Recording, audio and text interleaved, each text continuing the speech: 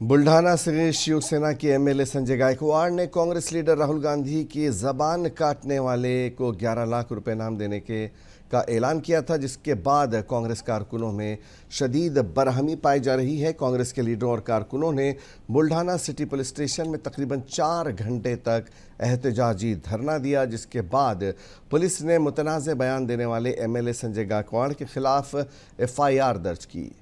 BNSS की मुख्तलिफ दफात के तहत संजय गायकवाड़ के खिलाफ मुकदमा दर्ज किया गया। यहाँ पर धरना आंदोलन चल रहा था, क्या कुछ एफआईआर दाखिल हो पाई? संजय गायकवाड़ नामक एक अपराधी किस्म का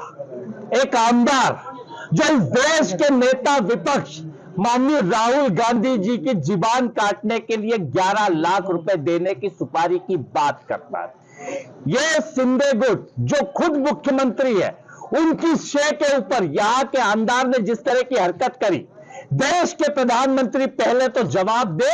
कि क्या इस देश के नेता विपक्ष की हत्या करने की कोशिश भारतीय जनता पार्टी और उनके अनुसांगिक संगठन के रूप में, सिंधे सेना के रूप में ये लोग करने की कोशिश कर रहे हैं। और ये पुलिस प्रशासन जो उस आमदार की कभी गाड़ी साफ करता है, कभी भू माफिया के रूप में जो जहां की जमीनों के ऊपर कब्जा करने का काम, गरीबों के खिलाफ डकैती करने का काम, हत्या के प्रयास के कई आपराधिक मामले मुकदमे